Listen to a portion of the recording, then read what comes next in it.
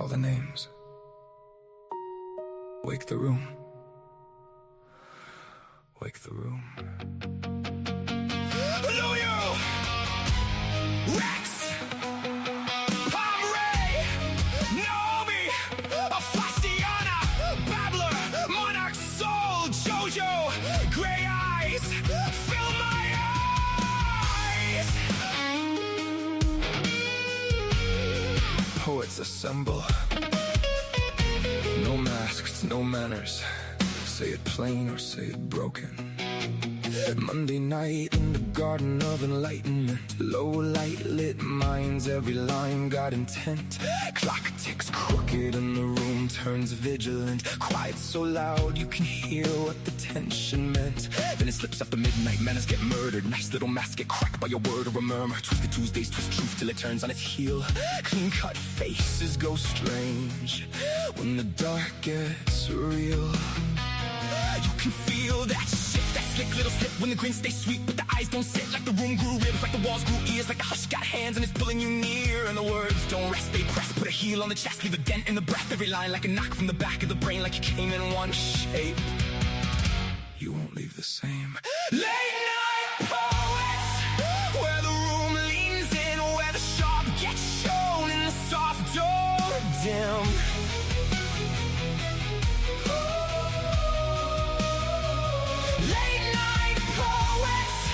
Hear the whole thing shift from a whisper in the ribs to a line that lifts from the darkened edge of doubt to the pull you can't ignore. We don't just read the night, we make it something more. Say it plain,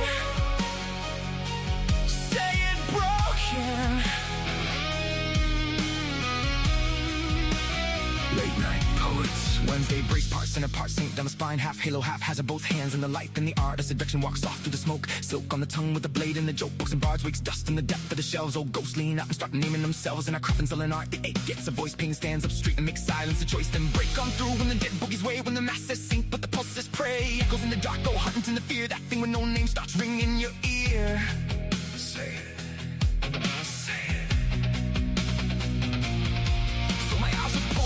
Some water it down, let it bite, let it bloom, let it burn through the crowd. Bad company grins like a bruise, dressed smart in rhythm and rhyme. Puts a boot through the heart.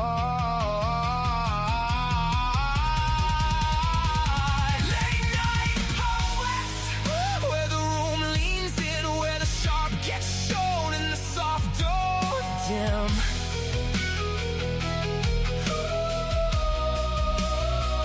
Late night poets, hear the whole thing shift from a whisper in the ribs to a line that lifts from the darkened edge of doubt to the pull you can't ignore. We don't just read the night, we make it something more.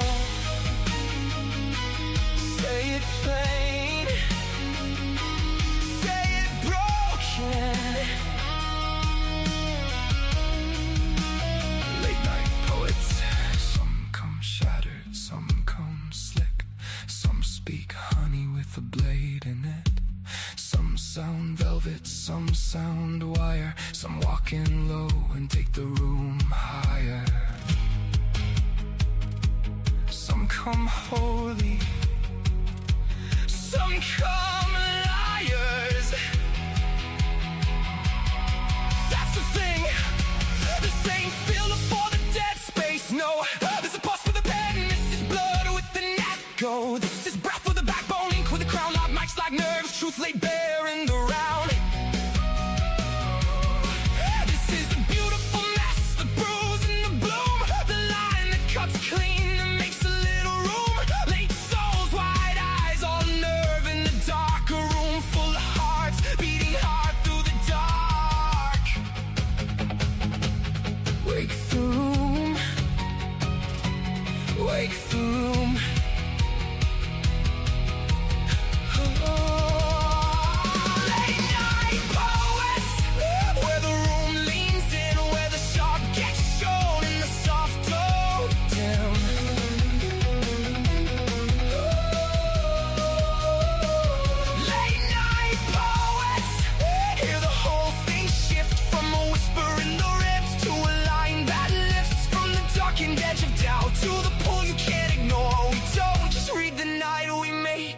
something more.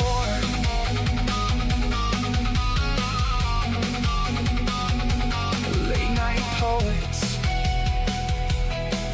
When the clock slips past polite, we tell the truth. L&P, we love you. Stay frosty. Hello, my freaky darlings, and welcome to Late Night Poets After Midnight Show, where you get to take a walk on the wild side. If you're at the likes of Ginsberg, Bukowski, Getty, Kerouac, and Morrison, then you're on the right night. But please check out our other After Midnight shows. Sit in with Faith and Babel tomorrow as they teach you the fine art of becoming part sinner, part saint. And every other Friday, join Pam for Echoes in the Dark. Now, these shows were designed so you can color outside the lines with rich, raw emotions, tinged with colloquial language, thereby pushing the envelope to expression and opening up new avenues of thought through pen and voice. So, pull up a chair, relax, and open your minds. I'm Rex, my co-host Pam Ray, and I can't wait to get into and read your words. Morning, evening, afternoon, Pam. Hey, Rex. Before we get into our chit chat, I'm going to need you to hang up and come back because I'm getting some really bad reverb.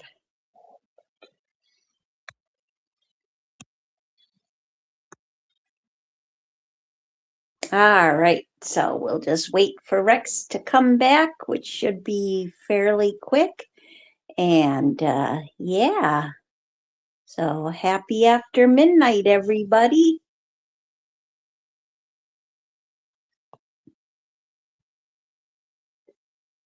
Do do do do do do do do do.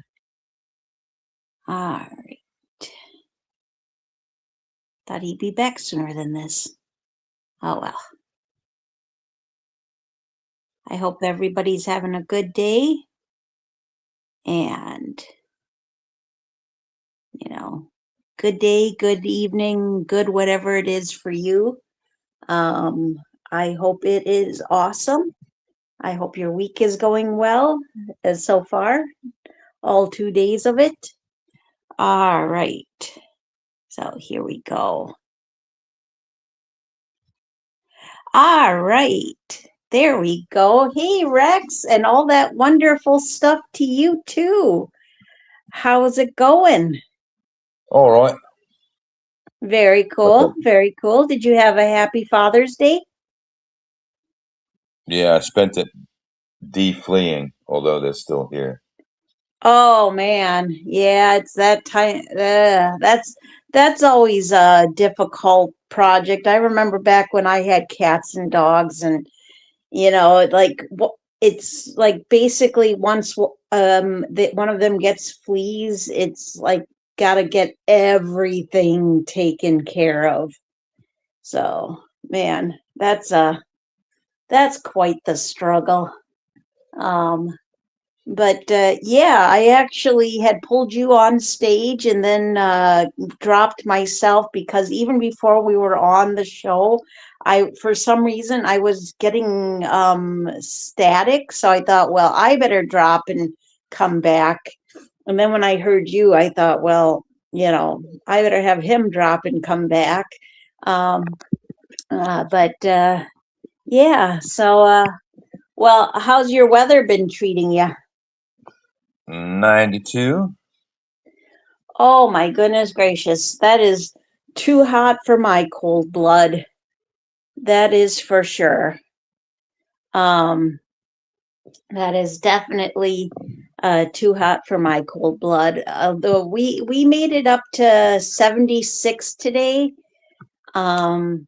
Which I know it's not too bad, but I did not go outside today. It was a get stuff done indoor yesterday. Yesterday we had my kids' 18th birthday party. Their birthday was actually the 19th. But the party we had yesterday, and so then today was just clean up, take naps, read poetry, that kind of stuff. Good indoor stuff. So yeah, so all good stuff for sure. And yeah, so let's see. And having some getting out in the garden at all? Yeah. Yeah, I've been putting some serious thought. I think it's too late this year, though I'd like to give it a try. Like, I don't know. At first, I was thinking I wouldn't do any gardening this year, but yesterday I made not only I made a rhubarb pie, plus I made a rhubarb upside down cake. And so I was thinking, I really, really need to go back to trying to grow rhubarb again, because that rhubarb upside down cake was so, so good. If you've never, I don't know if you like rhubarb or not, Rex, but if you do and you've never had rhubarb upside down cake, you definitely need to try it. Well, that sounds all right. Yeah, I think so. So, but I imagine you're got your peppers, your tomatoes, and all that good stuff. Oh, I'm trying to see how it goes. Yeah, well, one of these days you're gonna make me some homemade salsa and mail it to me. I just know it. I'm just wishfully thinking. I'm thinking wishfully. That's what I'm doing, or something like that. But so tonight we've got a great lineup of poetry. I think we've got about 18 rights on the board. And the contest we ran is for National Typewriter Day, because I thought, well, why the heck not? I noticed that June 23rd is National Typewriter Day, and I knew there was that quote by Hemingway, which I put in the contest, which is, there is nothing to writing, all you do is sit down at a typewriter and bleed, because I had done that before when we ran a Ernest Hemingway contest. And I thought, well, let's see what other, typewriter quotes are out there. And so I gathered up a few of them. I put them in a contest, and I have to say it got a great response. 20 entries in the contest. It was, I also gave people the option of just writing to the topic, the typewriter. And yeah, it was just really interesting to see people's responses to the quotes and to the topic. And so I'm definitely looking forward, as always, to hanging out with you. And who knows, maybe we'll have some other cool poets pop in, and just getting into the poetry. But yeah, with that being said, what do you say, Rex? Shall we get this ball rolling? Sure. All right. Well, the first poem we have up is Writing or Typing by Deborah Maskey. And it goes like this. It was 3 a.m., the house so silent, everyone fast asleep. I wake up to the moon peering through the curtains. It felt like he said, "What are you doing?" It felt like he said, What are you doing? Sleeping, wake up." Funny, I did wake. He was so memorizing, along with the stars that stood amongst them. I began to write, and nonstop. I could, my fingers rapping away at the keyboard, when I saw my daughter come to me and said, "What are you doing at this time?" I said, "I am writing." "Writing or typing," she said. I chuckled and told her, "Go back to bed." I continued typing, started on a short story, went on to part 3, and suddenly I felt sleepy. Rapping away at the keys stopped, and so did my typing. The house fell silent again. End poem. Great read, Pam. Well, I did like that. Whether it's peeking or peering through the curtains, obviously a mistype, so to speak. But I do Yeah, like the thought. you caught I that do like the one. thought. I do like the thought of it peeing through the curtains because that offers a note of a stream, which is kind of a clever way of offering up the idea of moonlight streaming through the window. It came in peeing, so to speak. So either way, it works. But it's kind of hits on that note of the madness when you can't sleep, you got the urge, so you got to scratch the itch, so to speak, and just get to laying down what's kind of rattling around in the brain in the moment, and then all of a sudden, hey, gotten it out, and now I can sleep because I purged the mind of everything that's keeping me awake in the moment.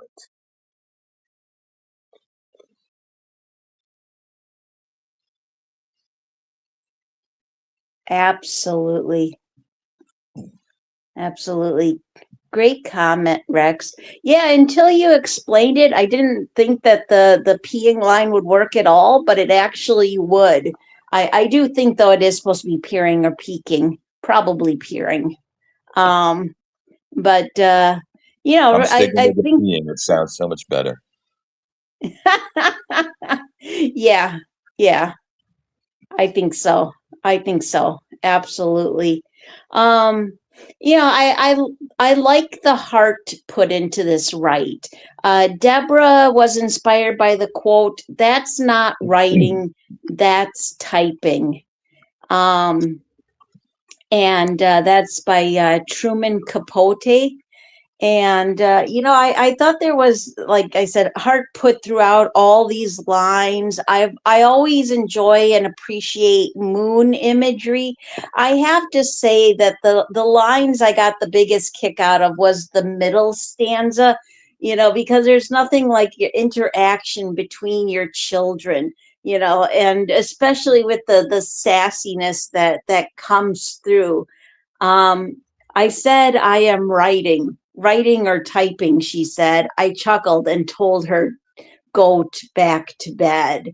I like that she brings the quote into her right and makes it part of her poem and part of the interaction.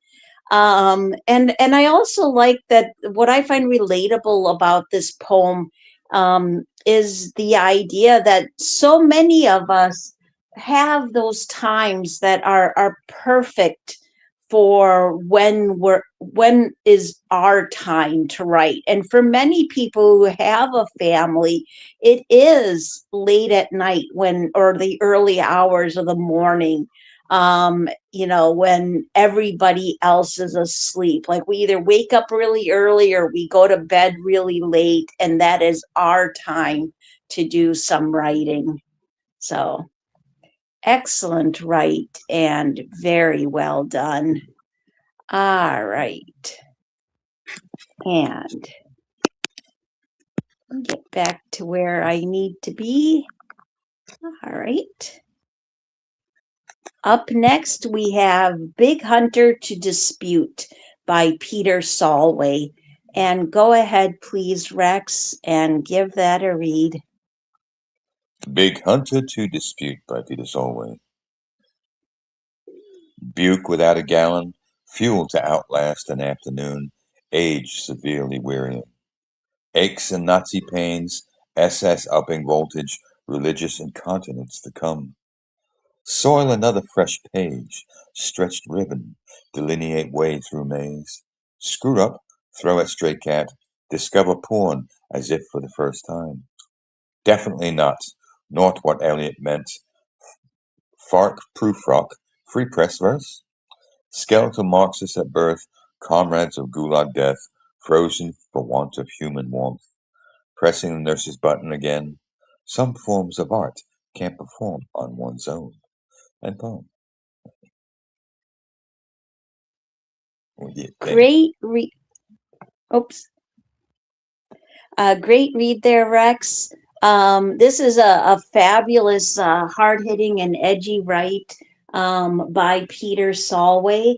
The title, of course, had me thinking that he was inspired by the Ernest Hemingway quote, but the mention of Bukowski, had me thinking that he may have been also inspired by the Bukowski quote, which was do some living and get yourself a typewriter. Um, and great lines throughout. I like how he gives a nod to different poets, like T.S. Eliot, of course, Bukowski and Hemingway. I like how he takes a look at the idea of how oftentimes we write about, whether you use a typewriter or something else, there's that idea of the ugliness of the world. I really like soil another fresh page, stretched ribbon, delineate way through maze, trying to figure out your way through life. I also like the bite of humor in the end line, pressing the nurse's button again. Some forms of art can't perform on one's own. Oh my goodness gracious. That is absolutely an amazing write and very well done. Nice.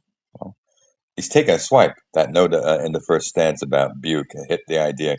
Got to have his wine or his beer to have the juice flow, so to speak. Nice touch with that.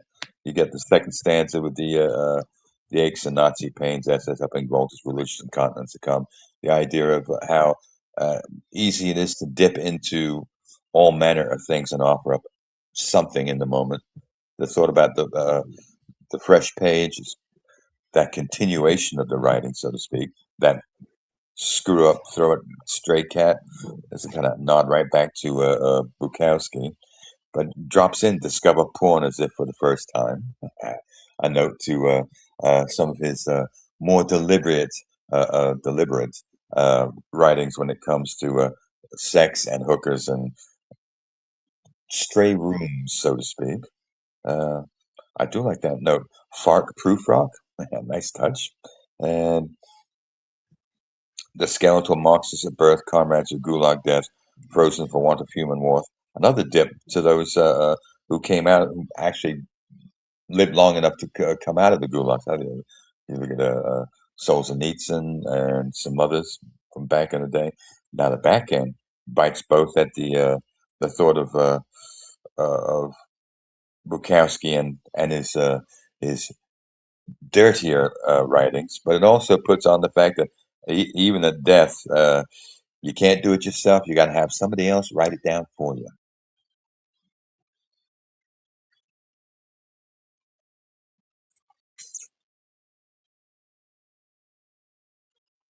Back to Oh, you. absolutely. Absolutely. Like the idea of how things change quite a bit. So great observations there, Rex. Um, all right. So I know I was supposed to read next, but I've got something I need to take care of. I have foam falling out of my pillow. So I have put up There's Nothing to It, Do It by Way Down Upon Joy. And if you could read that and then comment on it, I'd really appreciate it.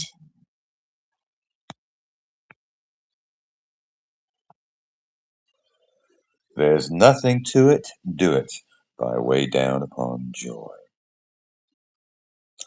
I selected a Selectric back in days when that was best, and it tested my performance in odd ways, I must attest. It was nothing like an Underwood, or should I say not much, except for both were capable of sharing common touch. The things my fingers poked at while I minded what I thought, but it did not look like cursive that my old Dutch father taught. I wouldn't have thought that much would change when all was said and done. But then again, no one explained how digital would come. So now come huge computers with keyboards and a screen, and they'd not require paper to produce my mindful scene. All of that was then replaced by simpler, lighter wear, of which they named as laptops that I carried everywhere. So now 'twas freedom that enlarged my sense of place for thought. I could write my heart and soul at large from any scenic spot. The battery would hold its charge while time elapsed to link my fingers with the fountain from my head to screen scene ink. So gone the days of Twain and life of writing page to page, and then relaying all of it by Remington off stage. And yet, please note that Truman used a pencil first to write before his Smith Corona shared his manuscripts to type. It's all about the progress that some authors now would find, and it's all about the tronics that electrify their mind. And poem. I like that one. That was good. Drop it in the history. Selectric, Underwood, Remington, and all that things, and the idea of well, how we've progressed from ah pencil to paper, pen to paper, to typewriter, to um, setting type, to now computers, laptops, and now these small handheld little telephone devices. Uh, we're still rolling on that note of offering up what we think in the moment as far as how it works within us to produce what we do and still have a bit of fun doing it because uh, this offers up some little tidbits of humor along the way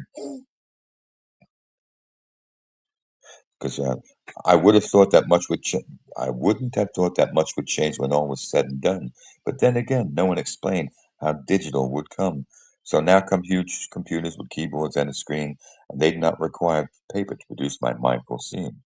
All of that was then replaced by simple lighter fare, which they named as laptops that I carried everywhere. Yeah, it's become that convenient note of from from pad and pencil to a typewriter, which usually back then, 25, 30 pounds, you ain't lugging that around to where you want to go. It's that note of sitting still in your place at that angle. But now, even laptops and gave you that angle of moving into any sphere you wanted to at the moment. And now with telephones rolling on the same angle, you don't go anywhere without it, and it's always near to hand to help you produce in the moment rather than forget. So, hmm, how things have changed, and how we, in turn, roll with that change. So, nicely done, Joy. I like that. All right, Pam.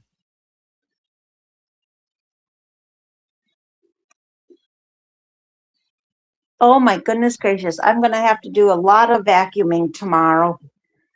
Um, I also need to get a new back. I really liked this one. As you said, she delves into the history, and that's one of the things I thought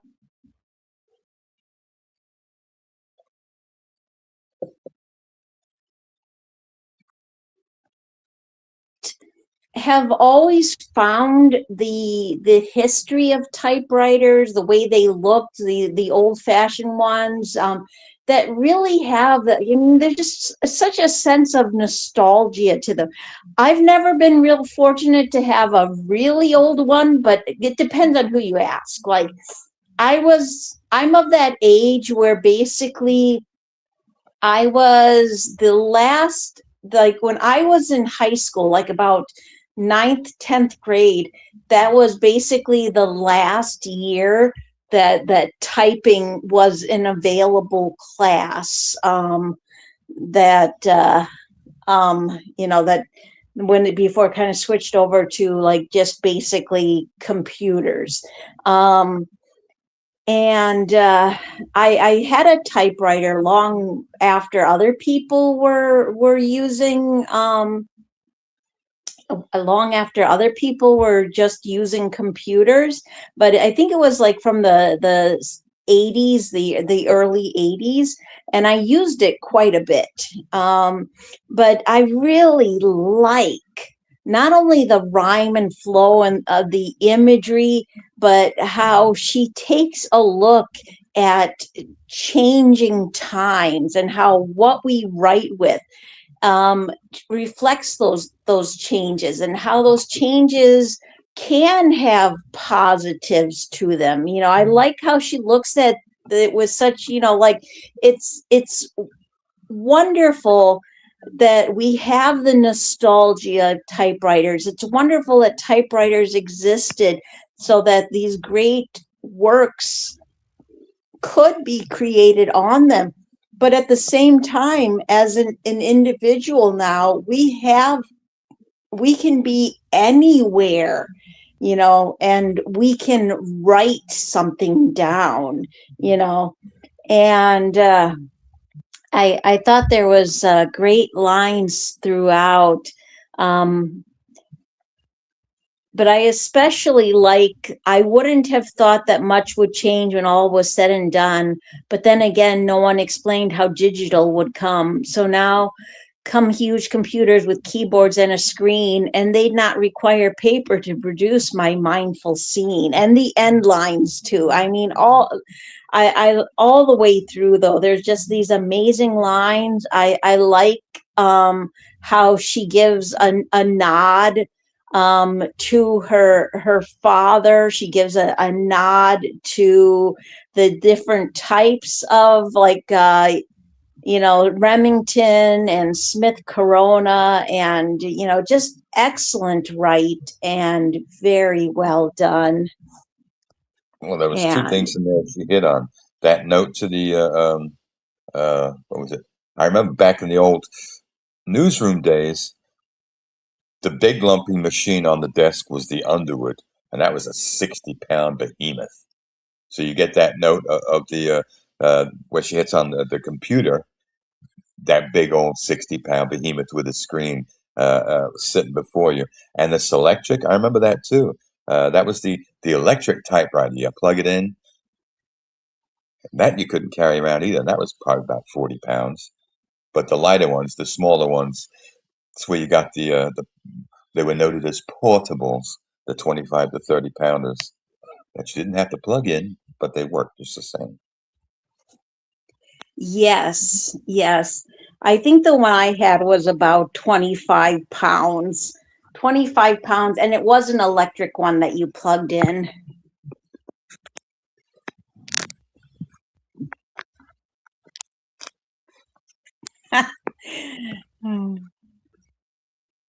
Yes, pillow explosion. Exactly. Oh my goodness gracious. All right. Let me go grab that next poem and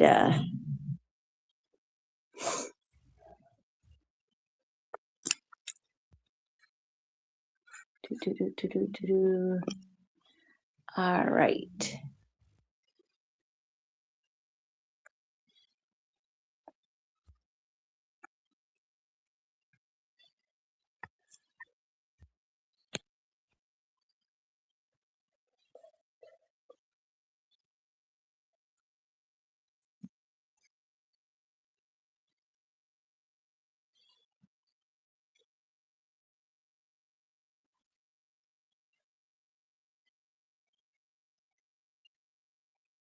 All right. Up next, we have The Lovely Bells That Chime by Daniel Duhame. The sweet sound of bells tells you a line was made, weaved from the land where dreams reside, in colors from the great beyond, words conveyed from a silent voice, put together to form a story that lives in the web of the imagination. A typewriter becomes molded into the skin, as if it were an appendage from birth. Nothing compares to hitting keys hard and seeing the result. They become like the ticking of a clock that never loses time. Each word made from the sweat of hard work. The world becomes the typewriter. Everything else is but an illusion. As you fade into your own world of creation, falling a victim of your own making, sleeping and eating when you can find it, night and day are driven forward at a fast, fast rate. Someday you will be typing in the stars with never completing your work for all eternity, creating that transcends time and space. And they will say that you lived a life thrown away, but they don't understand the passion behind writing. A writer is the wordsmith of creation.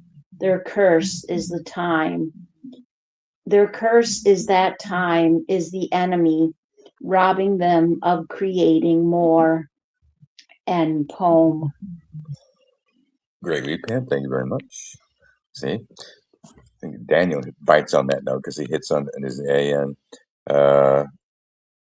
I used to own an old Underwood typewriter, and it was one of the best one. It was the best one to work with, even though it weighed 75 pounds of cast iron. But the keys were like pressing butter, so smooth and never got stuck. Still had the ink ribbon on it from 1912. Now there's going back for yeah. Back then, when things were actually made to stand the test of time, because as you progress, things get easier. You want to mass produce it, and then you don't make them nearly as the same as once you did. Why?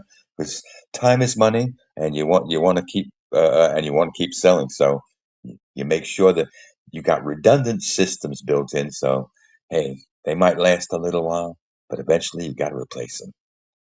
But you can't replace. You don't have to replace that which was uh God 40. 75 pounds of cast iron. Yeah, you ain't lugging that one around. No backpacking that upstream. I like that note.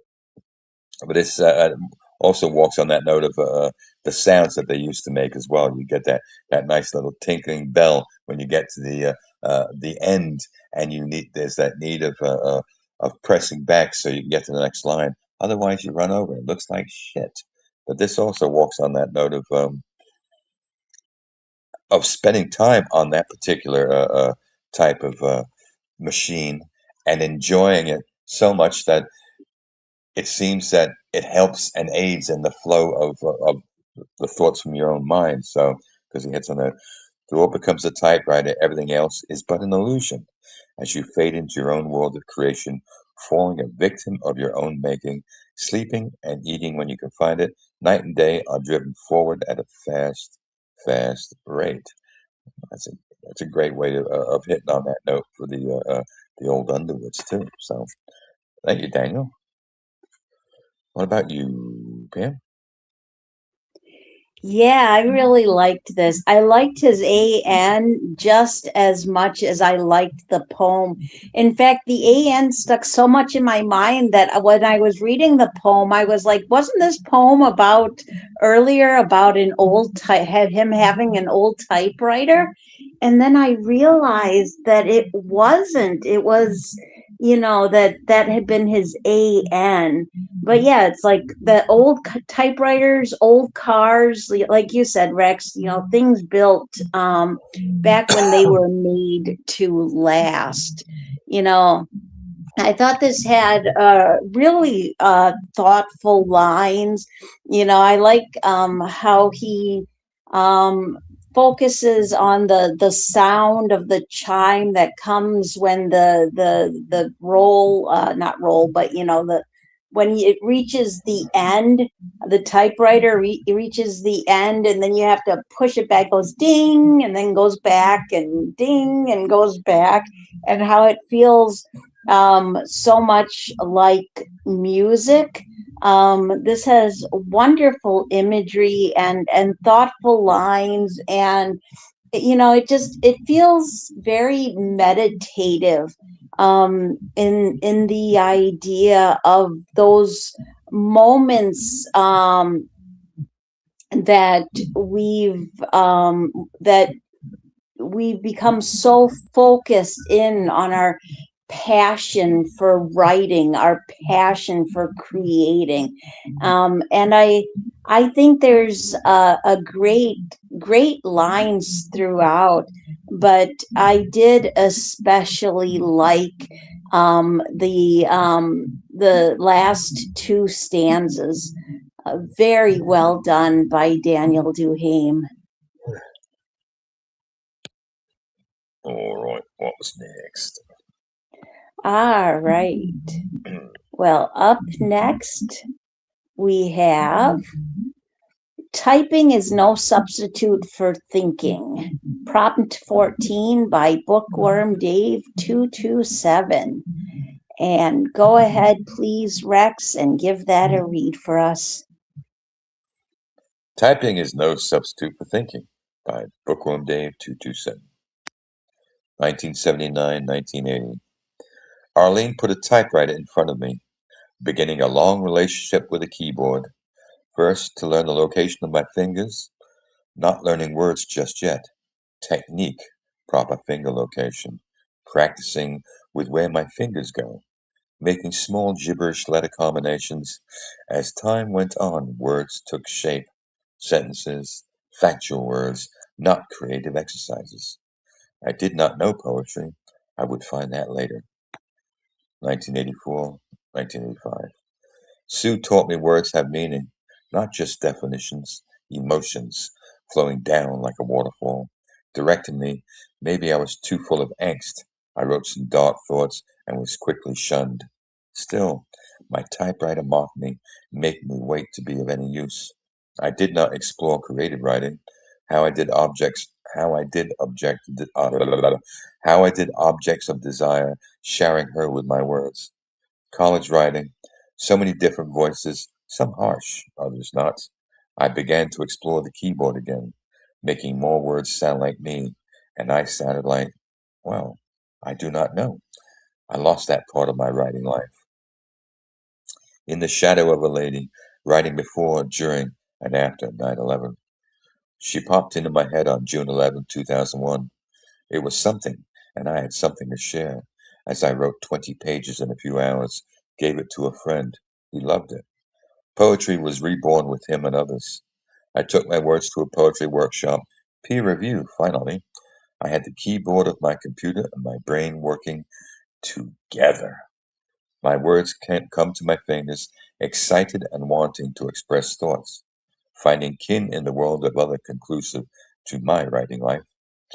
Thoughts and writing now are intertwined as words seem to flow from my brain to my fingertips with sounds of clicking keys and the sounds of Elton John and poem. 5 a.m. Great read there, Rex. There's something about typing typewriters that lends themselves well to nostalgic writes. I like how this speaks on the idea of growth as a person. Like, first, they were learning about typing, and then they learned to become a poet. I also like how it's not just like this isn't just a poem about typewriters or typing. This is a poem about relationships. This is a poem about personal growth and the things a person has been through throughout history. The late 70s, early 80s, there's this idea of being introduced to typing. Then there's the idea of learning that words have meaning. And then there's, he even brings in, the before, during, and after 9/11, what those moments meant to you. And then the idea of poetry being reborn, the people who introduce you to poetry, the people who become part of your community and teach you that it's not just about the technicality of words. It's about what words express. And then the nod to Elton John, sorry. At the end, I thought was also wonderful. My words come to my fingers, excited and wanting to express thoughts, finding kin in the world of other conducive finding kin in the world of other conducive to my writing life. Thoughts and writing now are intertwined as words seem to flow from my brain to my fingertips with sounds of clicking keys and the sounds of Elton John. I like that he brings in the sounds of the clicking keys, but he also gives a nod to how important music is to the creative process. So just absolutely wonderful write by Bookworm Dave 227 and very well done. Nice. Thank you, Pam. I do like that opening because it does bite at that note of just how it's set up. Because the keyboard itself doesn't really make any sense from the typewriters to computers. How the letters are configured, I don't want them to still configured the same, but they make absolutely no sense when it comes to thought. Because after a while, you just understand and know where the letters are. But I think in the early days before that current location of where everything sits, they were they had decided to well, they were working on the fact that grouping those most used letters on one side, so it was an easier thought of connection because everything would be like your R S T L N E A E I O U all on one set angle, one side instead of spreading them across the whole board. So you got to be interactive all the way through. But it was thought that if you had them all set there, most of what you had to say would be easier played that way. Then the odd letters on the other side would come with your left hand, along with the numbers and the quotations and all that crap. But no, somebody decided to take that, throw it out the door, and spread everything across it like um, a mad decree of see what you can do with this. So yeah, I remember typing because you always had to look at the keys. I was, I don't know, where's this one? Oh, it's over there. And it's always some of the ones you really want are always farthest from where it should be to begin with. So I found that funny. Um, and then that note, that second stage, 84, 85, and that note of Sue taught me words have meaning, not just definitions, emotions flowing down like a waterfall. Directing me, maybe I was too full of angst. I wrote some dark thoughts and was quickly shunned. Still, my typewriter mocked me, making me wait to be of any use. And then I thought I did not explore creative writing, how I did objects of desire, sharing her with my words. So there's that transitional note, that thought of the typewriter mocking me. It hits on that note of you've got something to say, but you haven't actually found your voice in saying it yet. So the typewriter does mock because you sit there in front of it and you can't think of a single word to put on the paper except So then you get that note of college writing, offering up another thought of that learning curve. Um, and then that note of 9/11 kind of puts it into perspective, and all of a sudden, just found that note. I wrote 20 pages in a few hours.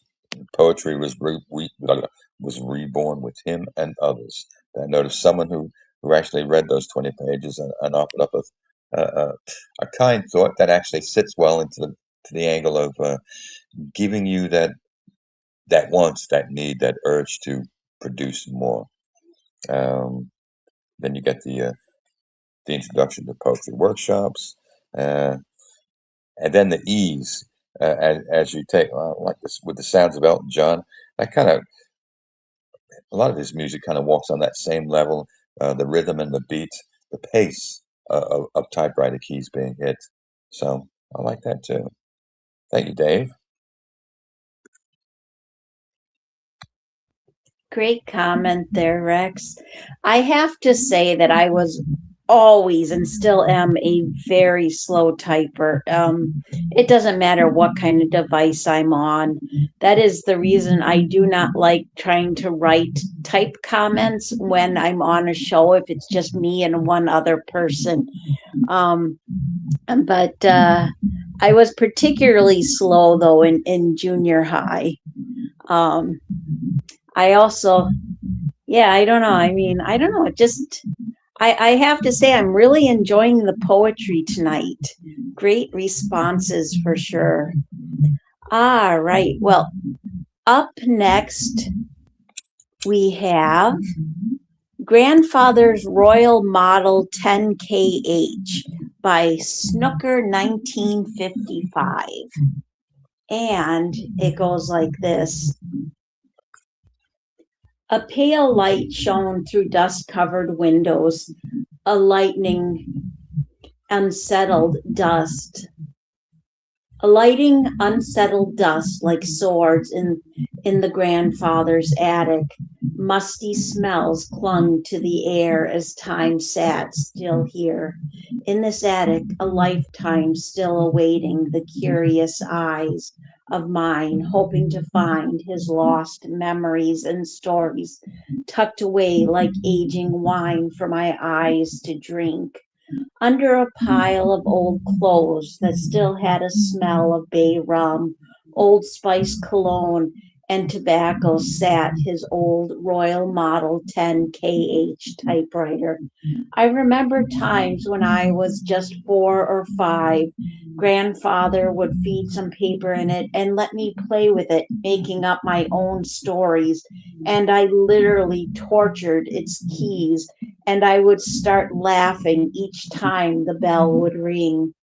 I would then tell grandfather of the adventures I wrote, even though I did not even know how to read or spell. In the carriage, I feed in some paper and start typing. This old typewriter was built like a tank, and after all these years and the punishment I gave it, it worked flawlessly with not one bent letter out of place. I smiled and packed it up and took it home along with the leather briefcase. Within the old leather briefcase, yellowed letters held the heartache of war and the joyful peace that his generation fought for, and to my surprise, the stories I made up when playing with his typewriter. End poem. Great read, Pam. Thank you very much. See, there's another beastie. Not quite as hefty as the old Underwood, but still, this is what, say, 30 years later. So it's still mechanically, it's still that sound machine that one remembers and understands because it is built purposefully. I like that note. And then, well, I like the idea of rediscovering, finding that typewriter, looking for those stories that he had tucked away, and then he gets that note of uh, remembrances when he was 4 and 5 and pounding away on the typewriter as grandfather looks on and typing out stories, even though he couldn't read or write in the moment. So that was a note. But the funny thing is, the back end of this takes it home and then finds those stories. The idea of the heartache of war, the joyful peace that his generation fought for, and then he finds the stories I made up when playing with the typewriter too. The idea of, hey, it might not have been something of legible quality, but you know what? Grandpa thought enough of them to tuck them in along with his own. So, big part of history rolling there from one generation to the next.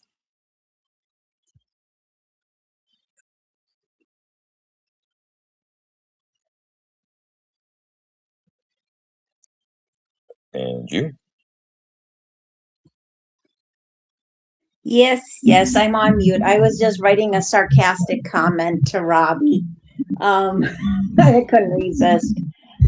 Great comment there, Rex. Yeah, this is another wonderful nostalgic write. It's so heartfelt. And again, another nod to a great old typewriter, like you were saying, Rex. I just love the idea, like, if this is actually about his grandfather, which I'm thinking it is, I love the idea that it's a nod to his grandfather, and that it seems like a gift for writing runs in the family. And it's interesting to me how so oftentimes it seems like it's either the basement, but most often the attic. Like you go into the attic to gather those memories, to collect those moments that used to mean so much to you. And man, there's such great lines throughout. I really got a big smile out of. I remember times when I was just 4 or 5, grandfather would feed some paper in it and let me play with. And I mean that whole stand, I won't reread it, but I would tell grandfather of the adventures I wrote, even though I did not even know how to read or spell. And that I can really relate to, because I've been telling stories even before I could read and write.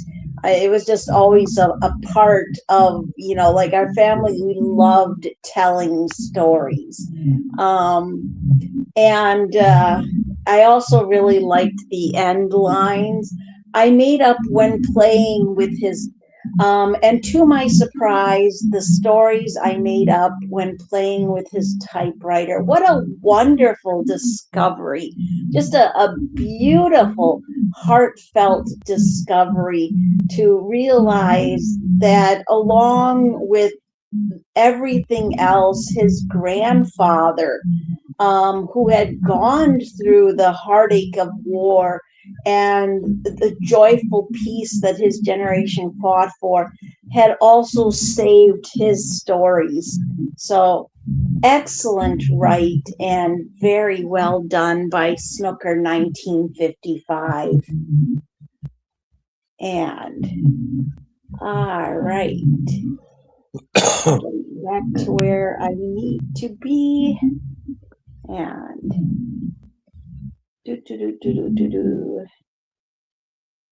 couple clicks there, and getting back to Late Night Poets.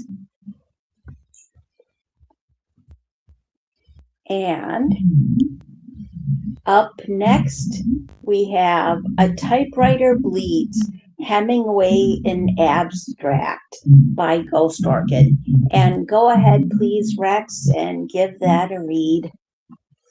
A Typewriter Bleeds, Hemingway in Abstract by Ghost Orchid. Byline carriage returns, a harpoon's mechanical exhale. Inside furled semaphore, cord woods, ribcage mimics the cast iron frame, expanding to hold the weight of dysentery keys.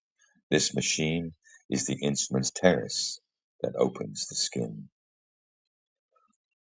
Carbines press a finger into the concentric bays. Circle of a letter is to engage a system of levers that goes deeper than bone. Convoy's bleached atlas of absinthe porcelain maps the frozen nerves. Ammonia ice ripples against shingled stucco skin. Typewriters Chianti cinders. Armistice reroutes the nervous system. The impact of steel against ribbon sends a microscopic shock wave up the radial nerve.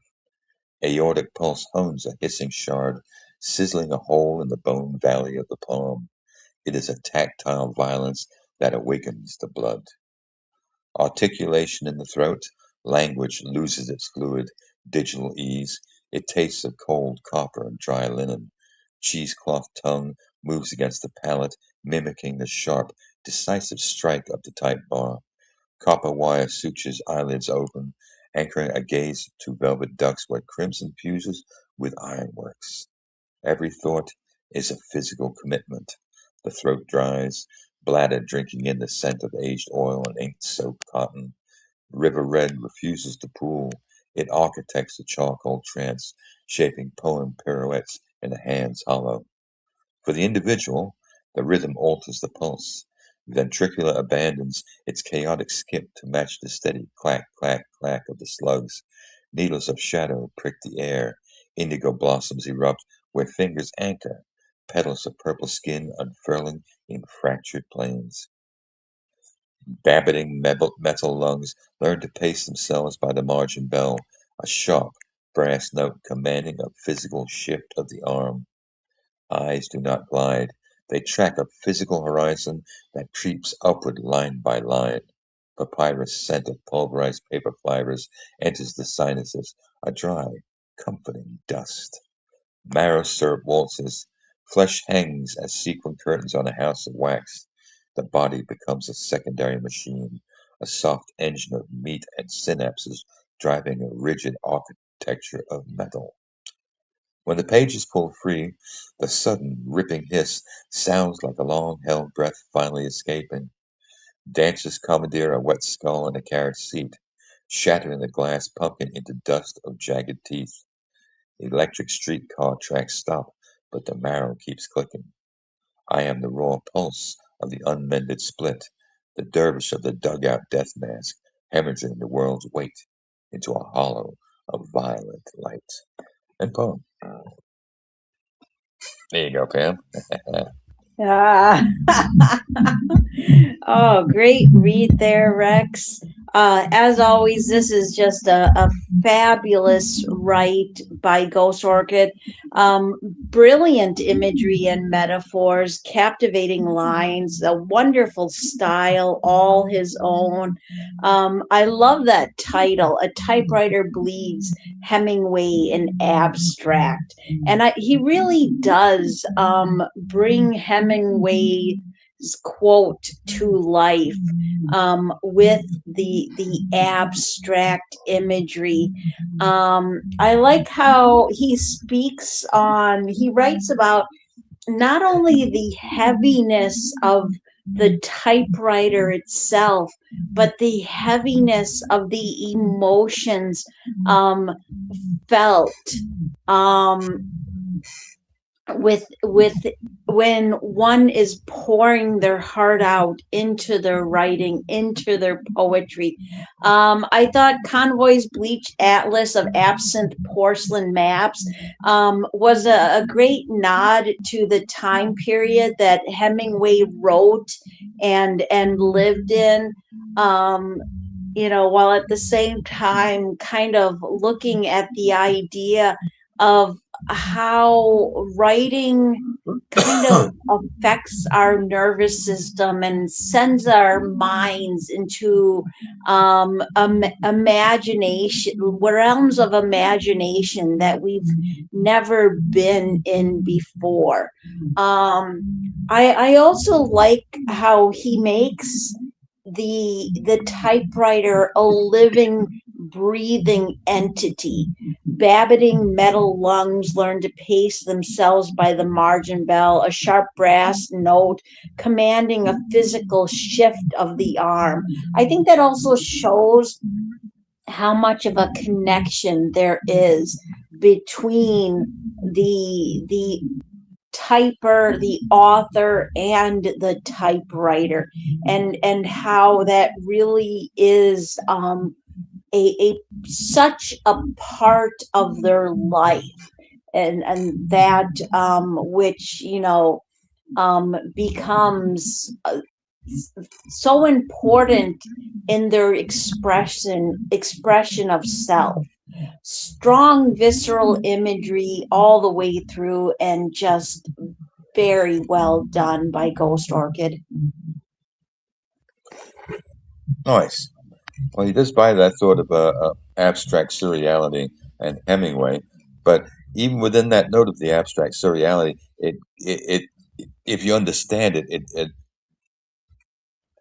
dipping into it is easy because um, during World War One, Hemingway was an ambulance driver in Europe, and he'd oft he'd oftentimes on his off hours he'd be sitting somewhere writing down his thoughts, his ideas before he got back home. So part of that comes through right in this whole thing. The idea where you got dysentery keys, carbines, press a finger in concentric bays, and you got convoys. Um, you got the sort of everything else that walks into this. Now, the thought I had, where is it? Oh, it starts out with byline, carriage returns. Byline being that note of your name being the at the start of the story. You got the byline. Uh, I did like that note. Carbines press a finger into concentric base. Circle of a letter is to engage a system of levers that goes deeper than bone. So you've got the idea of walking part and parcel of some of the thoughts of war into the action of the machine itself. Uh, Convoys, bleached atlas of absinthe, porcelain, maps, frozen nerves. I think the thought of the absinthe also and the Chianti reflects on uh, because of the times and where you are, you'd be drinking a little Chianti and absinthe back then because it's a harsh world, and even at the note of that harshness, you've got to have something to let's say temper uh, the sense of self in the moment. So the porcelain, I thought that was a nice touch back to the keys of the typewriter because some of the older ones, you got a little bit of porcelain was the center stage with the letter that was supposed to represent it. Um, Ammonia ice ripples against shingled stucco skin.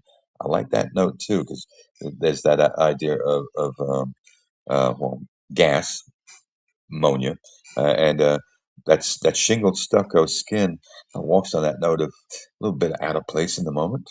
And then you hit on typewriters, Chianti cinders. Armistice reroutes the nervous system. The impact of steel against ribbon sends a microscopic shockwave up the radial nerve. Aortic pulse hones a hissing shard, sizzling a hole in the bone valley of the palm. It is a tactile violence that awakens the blood. It is a quiet note to the illusion of being at war with the machine to produce that which is wanting to be said, but also pointing out the fact that a lot of what Hemingway had to offer first started with war, and that note of moving from that into another world of where he could express his thoughts articulately. What else? Every thought is a physical commitment. The throat dries, bladder drinking in the scent of aged oil and ink-soaked cotton. River red refuses to pool. It architects a charcoal trance, shaping poem pirouettes and hands hollow. Again, that note to river red and charcoal trance, the ribbon itself from the typewriter, red and black. Um, then he rolls into the thoughts of the effects upon mind and body while typing, heartbeats, uh, and again he throws in clack, clack, clack of the slugs. Again, that thought to bullets. Needles of shallow shadow prick the air. Indigo blossoms erupt where fingers anchor. Petals of purple skin unfurling in fractured plains. Ooh, I like that. And then that note, eyes do not glide. They track a physical horizon that creeps upward line by line. Papyrus scent of pulverized paper fibers enters the sinuses of dry accompanying dust. Again, that note to physicality, the idea of understanding. Today, it's easy to read. You just go on your device and open up one of those digital archives. But to actually sit with a book offers up that note of actually opening it and smelling the flavor of what is offered on the page to begin with. That note of something that is held in the moment and is real and felt, something that's alive. And then the back end, when the pages pull free, the sudden ripping hiss sounds like a long held breath finally escaping. Dancers commandeer a wet skull in a carriage seat, shattering a glass pumpkin into dust of jagged teeth. Ooh. And the electric streetcar tracks stop. but the marrow keeps clicking. Again, that note of offering up now the electric typewriter in that moment. And then the back end. I am the raw pulse of the unmended split, the dervish of the dugout death mask, hemorrhaging the world's weight into a hollow of violent light. Again, that note to war and the violence of using an older typewriter, because yeah, you had to press hard, but the motion was fluid because of the mechanics itself. Nicely done. That was really good, Ghost. Thank you.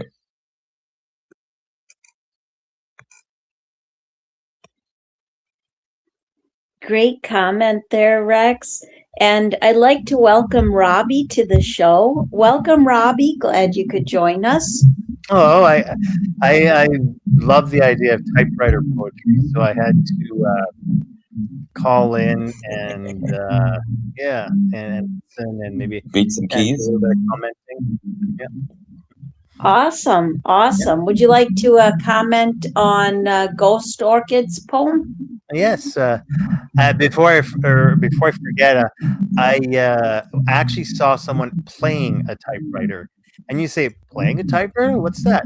I was at a concert, and there's this piece of classical music, and I think if it's one of those pieces that I think if you heard it, you'd recognize it.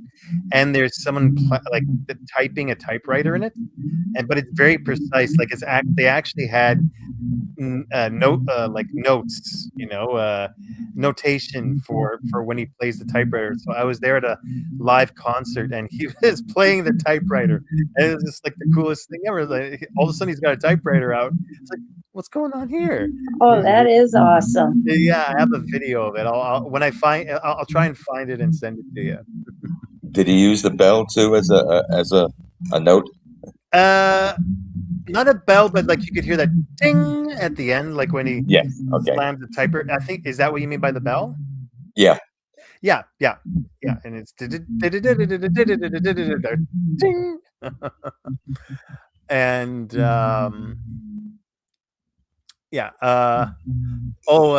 Jojo was mentioning about the echo. I think the echo is starting to kick in. So, but anyways, with this poem, it's the most alive poem I've heard for the typewriter on the show so far. And there's something about typewriters that has that feeling of aliveness. It's there are some objects that just have something to them that makes them feel like they have some sort of animation or being alive. And I've mentioned a little bit before how there's some objects that are commonly thought of that way. Like there's some survey or something done. I have to go back to it and find it where it was online that I found it.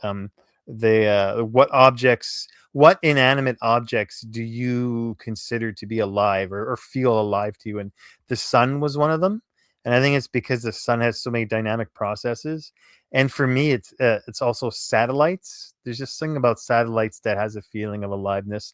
And this poem caught that feeling of aliveness as well. I think it's because it's it's the longest poem, I think, that we've come across today so far, or tonight. And it has like so much detail to it.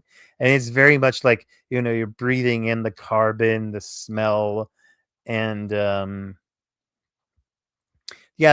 a lot of verbs here in that. Like there's when the page is pulled free, the sudden ripping hiss sounds like a long held breath finally escaping. So there's a lot of very alive processes that are ascribed to the typewriter here. And things like typewriters are interesting because they are they're in between, like technology wise, it's mechanical, and mechanical is between like analog and electronic. It's kind of that middle step. And there's something about mechanical stuff. I think because of mechanical things being that middle child, that kind of gives it that feeling of aliveness as well, because it has technology behind it, but that technology isn't electronic. it's more, I think of like steam powered and that, and it gives it a sense of being still more grounded, even though it's not an analog, completely analog sort of device or technology. And it's interesting to have that as the middle child. And I like the ending here. I am the raw pulse of the unmended split, the dervish of the dugout death mask, hemorrhaging the world's weight in a hollow of violent light. It sounds like it's kind of makes it sound like it's doing a monologue or a report on the status of the world itself. I too remember typing classes, not like on a typewriter, but the I did like the just like electronic typing, and I had that in grade 7 or 8, and then right after that is when like personal computers came out, so I had a lot of practice on that, on those that on typing in general, and so I really ended up being like a pretty fast typist and that. And funnily enough, I like mechanical keyboards. I have one mechanical keyboard that I thought was toast, but it seems to be good now. I'm going to plug it back in. And I like the sound and the clickety clack of mechanical keyboards. And it gives me that sort of ADHD sort of satisfaction of the key bouncing back. So the only problem is that they're hell to clean because they have the gaps in between the keys. So the dust and everything falls through, and you have to get like a wet Q-tip, and like kind of go between the keys and clean. But yeah, I like mechanical keyboards because of that, because you get a little bit of the analog, tactile, or mechanical tactile feedback.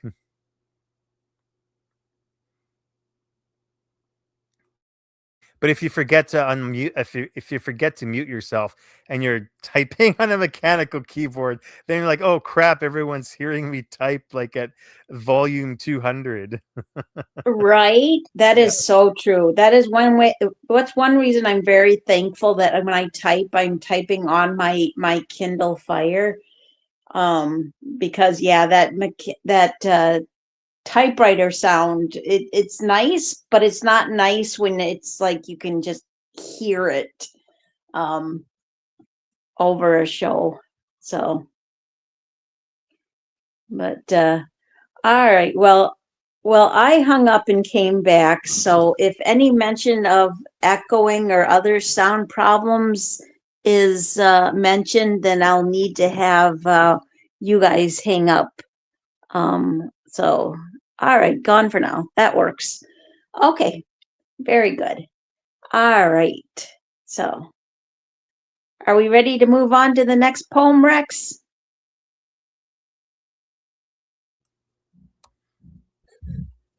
Yep. All right. So up next we have Clam Diggers by If You Are Abs. And go ahead, please, Robbie, and give that a read for us. Okay, I just gotta quickly get over to. Okay, there we go.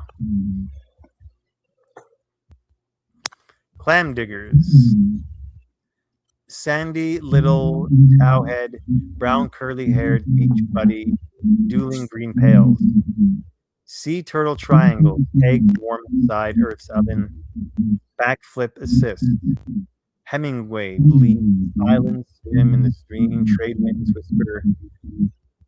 Blankets cover sand, blue umbrellas and chair pads, red state war paint.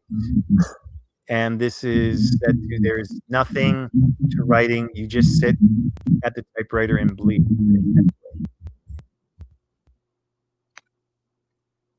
Great read, Robbie. Thank you very much. Pam?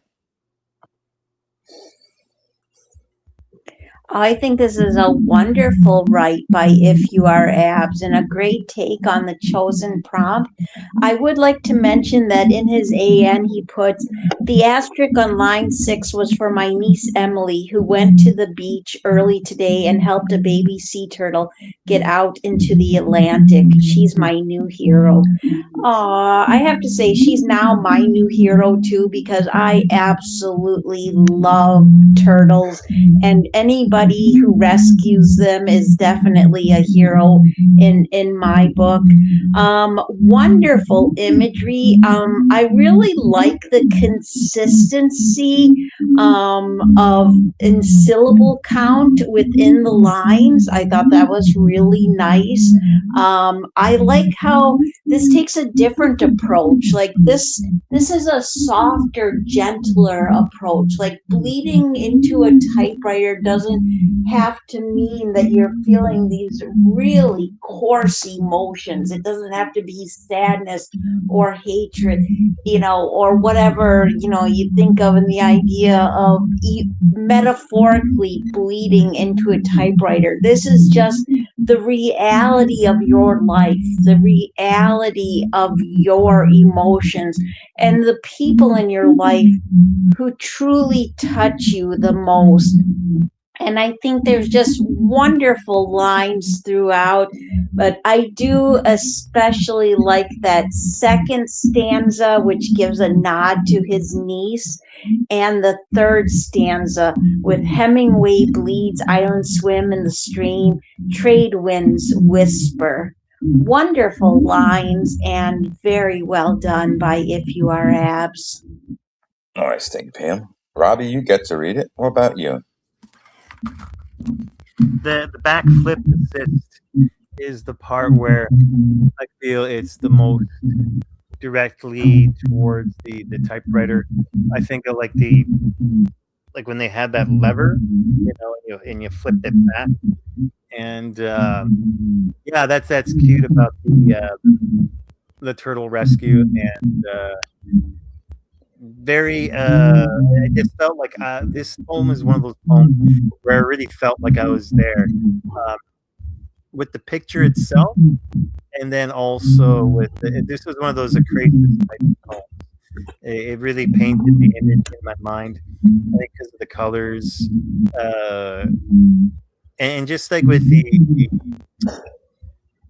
with descriptions like eggs warm inside Earth's oven, uh, and then I like the reference to Hemingway. Hemingway bleeds islands, swim in the stream, trade winds whisper.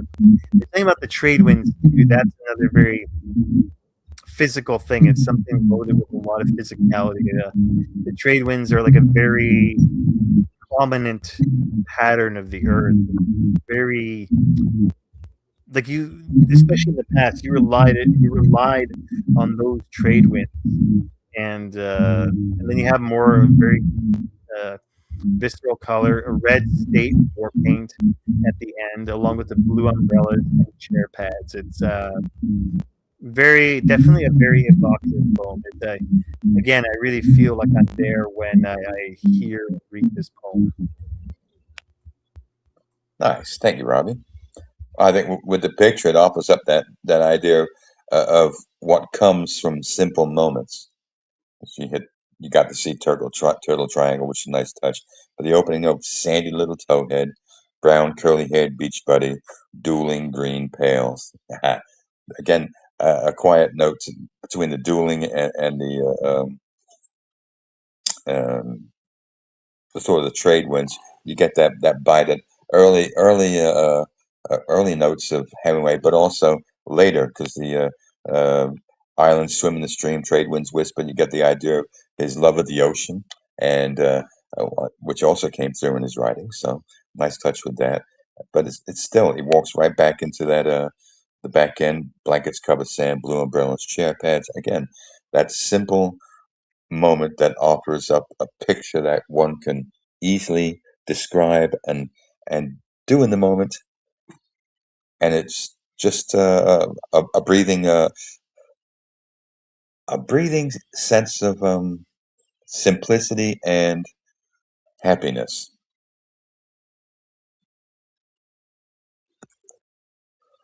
All right, PM. All right, great comment, Rex. Hey, Rex, I am going to need you to hang up and come back. Thank you. And all right, so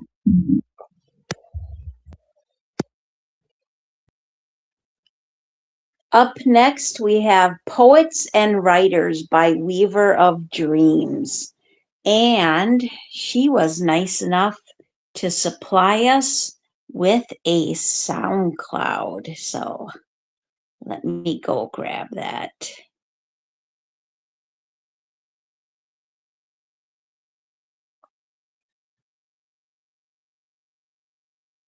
Come on. There we go, finally. All right. The 10th circle of hell is reserved for those poets awaiting readers. Therefore, the dichotomy of a poet's existence was the wish for solitude in which to write, and the need for an audience's approbation. Whereas a writer had that tangible connection to the written word. Between their mind and a reader's eyes needed only fingers tapping painstakingly, endlessly, creating a world from 26 letters.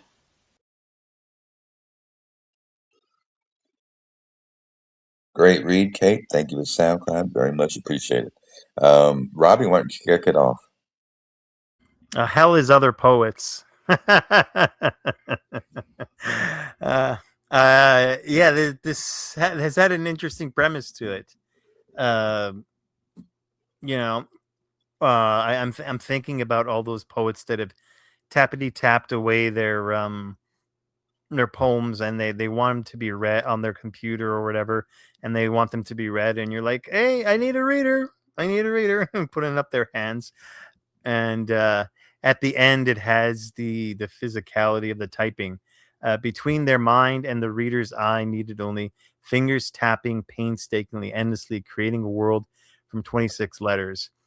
And there's something that fascinates me endlessly about creation that way, that you have just 26 letters, and look at all the words, all the expression that can come from 26 letters. Everything from a love poem to a recipe to an airplane ticket, and it's all just so vastly different, and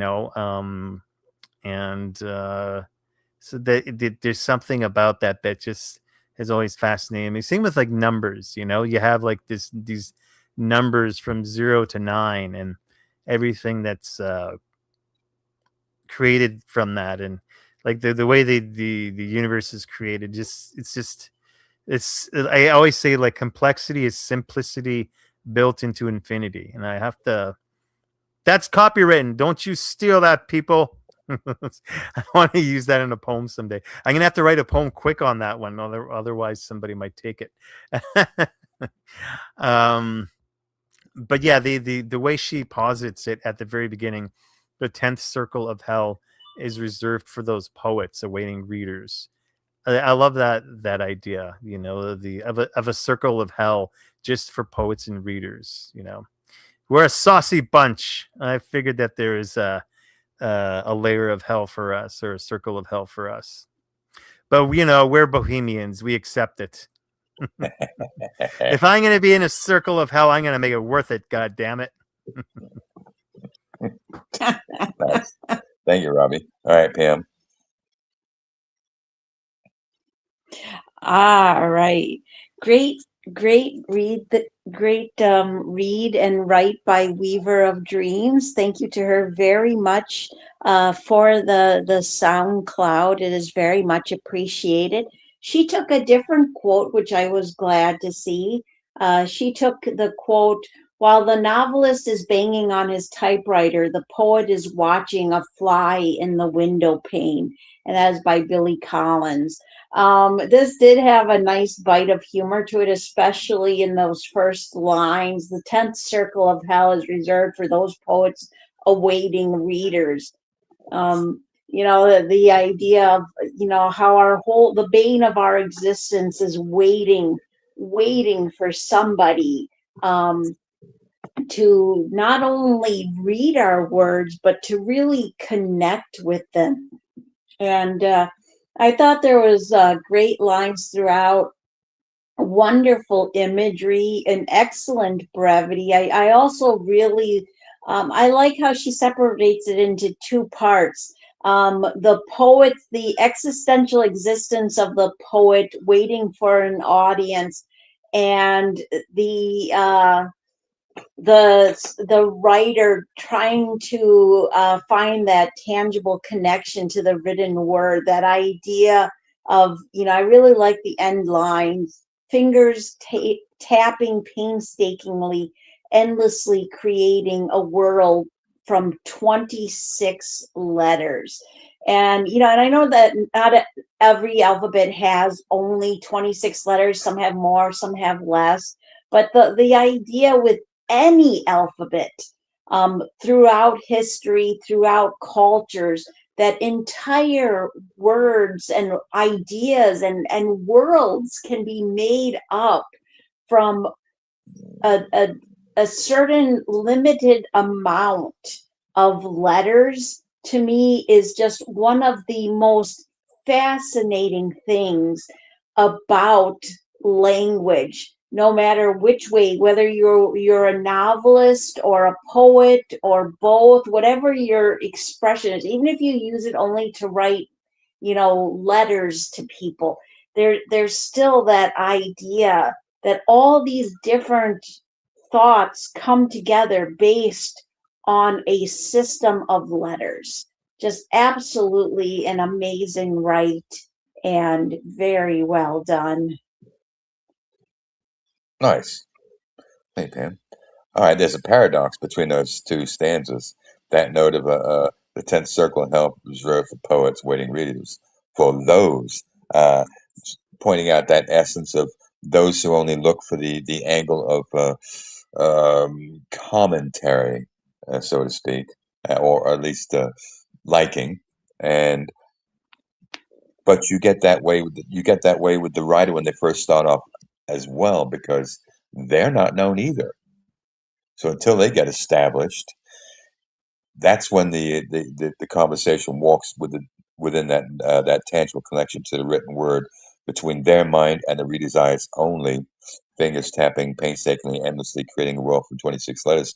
So there's a duality in that, because if you're looking just for a singular note, you often find that you fail because you're only talking to a select group instead of offering up your voice to a larger swath, so to speak.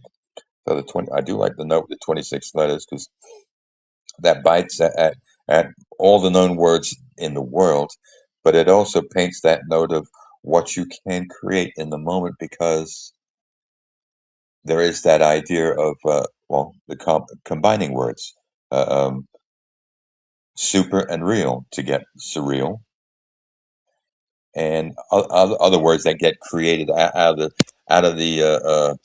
out of the norm, because you offer up something in the moment, and all of a sudden the reader understands, and it becomes something that gets entered into the lexicon. Even the sort of oh God, what am I thinking of? Words that break down to each letter stands for another word. Yes, the lexicon admires that singular note of that word is it. It explains everything in the moment, and everybody understands it. So, thank you, Kate.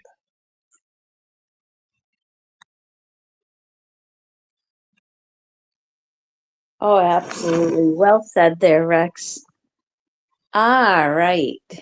So up next, we have Boss Lady by Ken Smith. And go ahead, please, Rex, and give that a read for us.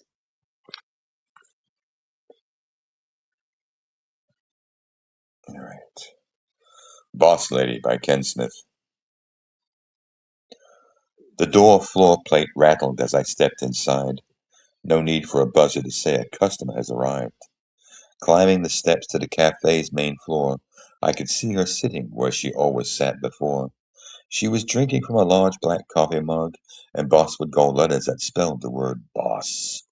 She exclaimed, I found my mug while unpacking boxes last night, her open smile showing her delight. I answered, so I'm not wrong when I address you as the boss? She said, no, you're not wrong, but the word alone leaves something lost. It should be boss lady, as I'm a female owner, a more appropriate term in which to know her. I thought, yes, boss lady should be the cup's name, and I sat down to order one from Amazon, CA. It arrives tomorrow, and I'll come in while she's busy in the kitchen and place the little package at her table, half hidden. End poem. And they took There's Nothing to Write. All you do is sit down at a typewriter and bleed by Hemingway. All right, Pam. Great read, Rex. Yeah, I have to say that that was definitely the most popular quote taken. And I like how seeing the different ways that people approached that quote. I like the picture of the cup. I'm guessing that's the cup that he bought his significant other. Wonderful imagery and thoughtful lines. It's nice in how the right just goes like one part into the next, just works really well. I like how, again, this is a right about those everyday moments. I like, to me, I'm very much, when I can afford to be, a gift giver. Like one of my love languages is definitely buying gifts for people. I If I know something somebody really wants and I can get it for them, which, on a limited budget isn't very often nowadays, but still, it's something I love to do. Like I like getting that something that somebody has even given a hint about. Um, and I don't know, like this is what that speaks of to me, like listening to someone, hearing what they're saying, and acknowledging it by giving them that surprise. um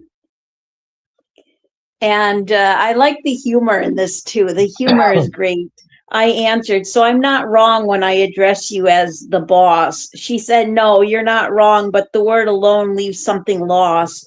It should be boss lady, as I'm a female owner, a more appropriate term in which to know her.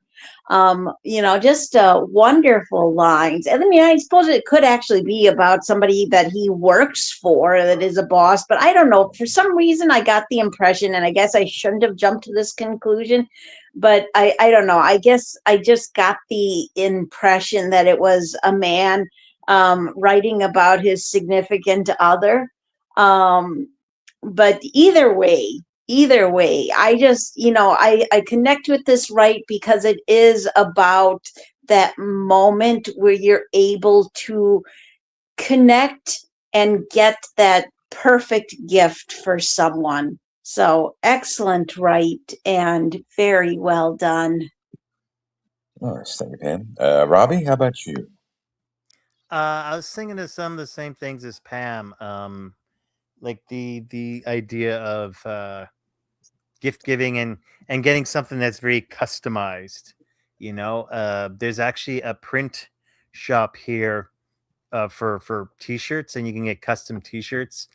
And it just popped into my mind. Here's your sandwich of rage.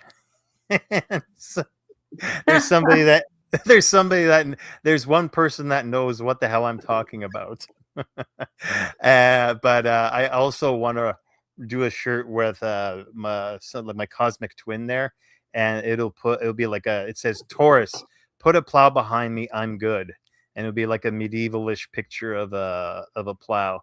But yeah, I kind of got the same impression that this was probably for their significant other. And I like that you see the cup. You do see the cup. So yeah, you see the cup that they're talking about there. and things are like so customizable now that these days. It reminded me how it's easier to do that, because we do have like 3D printers and retailers where you can put in custom orders, and and you have Amazon, and I thought this poem narrated that process very nicely of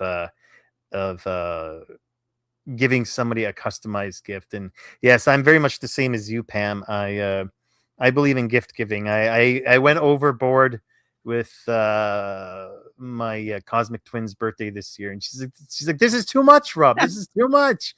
And it's like, well, okay, one year I had to, just 1 year, especially because I found The Women Who Run with Wolves, and I had to get that for her. So, but yeah, that's a good book. Oh yeah, it's an all-time classic. As soon as she got it, she was like, "Oh, Robbie," and I just knew that she wanted it.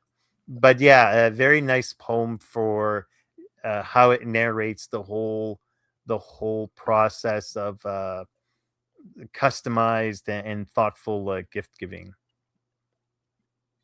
Nice. Well, I'll go along with the gifting. I don't know if it's a significant other or not, although it might be, because that opening stanza kind of says it. No need for a buzzer to say a customer has arrived. Okay. Then I could see her sitting where she always sat before. And then that note, she exclaimed, I found my mug while unpacking boxes last night. Her open smile showing her delight. So I'm thinking this Walks is a place that's newly opened, but she hasn't found the time to unpack everything at home because she's busy setting up this new shop. And I'm guessing that he would be one of her first customers, and he comes every day as a note to being one of those regulars. Now, that note that you hit on, Robbie, just buying a gift for gift's sake, which walks on that note of where she says it should say "boss lady." So that's where that thought comes in from Amazon, yes, and that last stanza point right back to the opening note of a customer, but a well-regarded customer, somebody who's on really good notes with her. It arrives tomorrow, and I'll come in while she's busy in the kitchen and place the little package at her table, half hidden. So the gift is kind of walks on that note of from someone who's become a good friend and one who is off there at the place because of it's something new in the area, and he's showing appreciation with that little tidbit of memory thought of it should say boss lady. So, yeah, I can manage that. And that thought of at her table in the coffee shop. So again, that points to that note of, since she's the boss lady, she owns the place. He's a regular, and he likes her.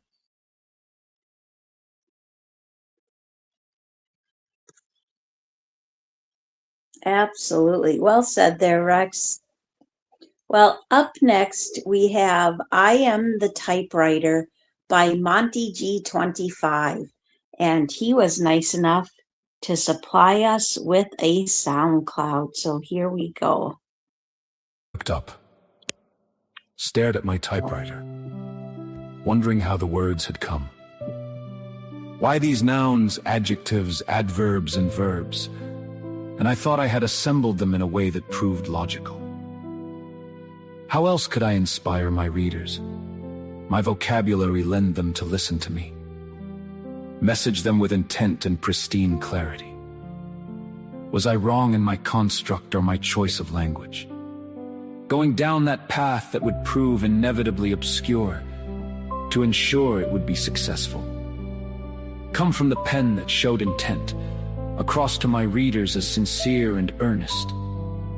Clearly it had to show demonstrable poetic forte, with suitably sufficient dissertation and subject depiction.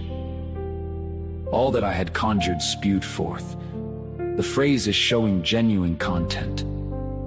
words that yielded a relatively plausible tale, available for readers to depict their own outcomes, within the confines of their desperate, inquisitive minds.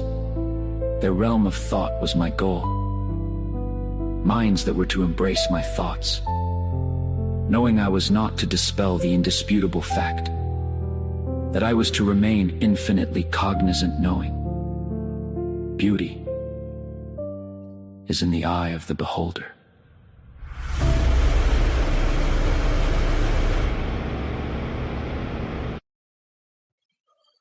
Great read, Monty. Thank you for the SoundCloud. Very much appreciated. All right, Robbie, what do you think? Well, I was saying in the chat, he's always got very earnest poetry. It's like when, I remember when he did the poem for my birthday, it was so, like, the intent was so directed, and all of his poems have a narration that is very, very directed, and like, it's always a very certain, directed sort of a story. And the music that he chooses always brings the emotional context, the emotional intent to life. And this very much had the feel of someone who's directly connected to the typewriter. I looked up, stared at my typewriter, wondering how the words had come, why these nouns, adjectives, adverbs, and verbs. And that's the thing. I like that he covers all of those terms, because then it gives that feeling of language. And that's very much something that you want to come out with a typewriter. And there's just a certain romanticism to typewriters. And sometimes you can't quite pin down why a certain object has the connection to people that it does, or the romanticism, but it does. It's like lava lamps. Lava lamps, I have a lot of them. Mr. Lava, being silly. But it's like lava lamps never quite go out of style. They kind of ebb and flow, but they're always popular to some degree. And I think typewriters are something that people will always have a connection to. There's just a groundedness to them. And I thought that he had captured that groundedness very well, of how, especially writers, being very connected to their typewriter, and bringing out their words. And he kind of made it gave it a communal feel, like all of us are writers, and just kind of having everybody in mind. Yeah. Nice. Thank you, Robbie. Pam, what about you? Yeah, well, I really liked this. First of all, I got a big kick out of his AN. If only it were that easy, we would all go under the pseudonym of Hemingway. Doesn't sound Bulgarian though, does it? I really appreciate and enjoy how this is two poems in one.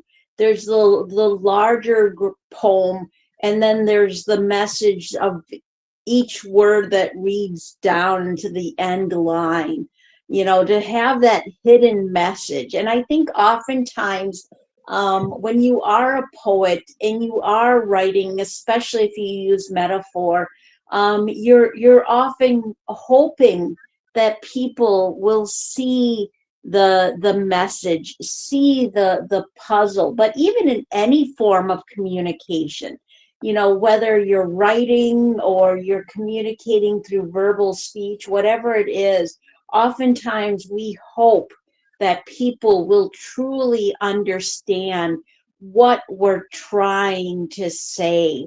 I like how this speaks on the idea of how we use words, and to communicate, and how we want our readers to get at the heart of our words.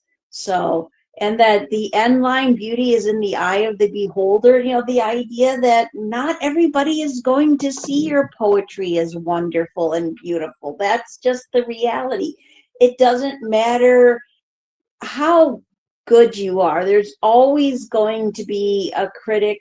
There's always going to be someone who cannot relate to your words. And that is absolutely fine, as long as you see them as beautiful, as long as you can relate to them. And then especially also let you know that there are people out there who connect with your words. So excellent write by Monty G, and very well done. Nice, thank you, Pam. Yeah, I think the second poem is the bite which everybody should look at and understand. I stared, wondering why and how my message was going to come across clearly with all the words available within their minds, knowing that beauty is in the eye of the beholder. There's a quiet understanding and knowledge in that downward stroke of extra words, the poem within the poem itself. So I like that. Nicely done there, Monty. Absolutely. Well said there. Great comments. All right. Up next, we have The Quiet Chisel of My Soul by Gray0328. And it goes like this. I carve myself open with words, sharp edges turned soft with ink, phrases spilling like untrained rivers, wild, unbounded, spilling into light. My metaphors are stubborn children refusing to tidy up their rooms, but they remain mine, unruly, alive, and I adore their reckless noise. Sometimes my lines stand naked, quivering with vulnerability's raw breath. Sometimes they wear armor too heavy, shielding truths they're afraid to show. This is the language I was born in, a dialect made of scraped knees, midnight whispers, the ache of longing. It hums in me like a second pulse.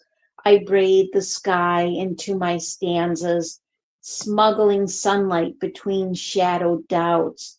Poetry has taught me to hunger, to ache, and still call it creation. Each word sharpens the quiet chisel, revealing the form I hope to become, less jagged, more whole, always reaching toward the song I'm trying to sing. End poem. Great read, Pam. Thank you very much. And Robbie, I got the impression this would sing nicely within your mind. What do you think? Well, you're right, because it had a gentle vibe to it. It was the most kind of human poem that we've had with the typewriter. Like this could almost have a feel towards cursive and cursive writing because of it, the tone of it. I carve myself open with words, sharp edges turning soft with ink. So they, like, you have curve, you have softness, phrases spilling with untrained rivers, wild and bounded, spilling into light. It kind of reminds me of the poetic process and how spontaneous it can be. Like, people ask if I edit my poems. I have to start going back actually to all my old poetry. I should have done that a long time ago because I have so much now, and editing for like grammar and mistakes. But I'd say 2% at best of my poetry is edited for actual content, because my ideas come out like Plato's perfect forms. The ideas just they honestly do. That's funny. I like that thought. Yeah, because it's like the idea comes out so thunderously, like it's just it's like it's always been there, and I don't have to refine the thought. It's like the thought came out already gelled out and formed, and it just came out to the front of my mind, like from the unconscious to the conscious. And I kind of think a little bit of the process of calligraphy too, with the beginning, because sharp edges turning soft with ink. Like Gothic script is my favorite, and it's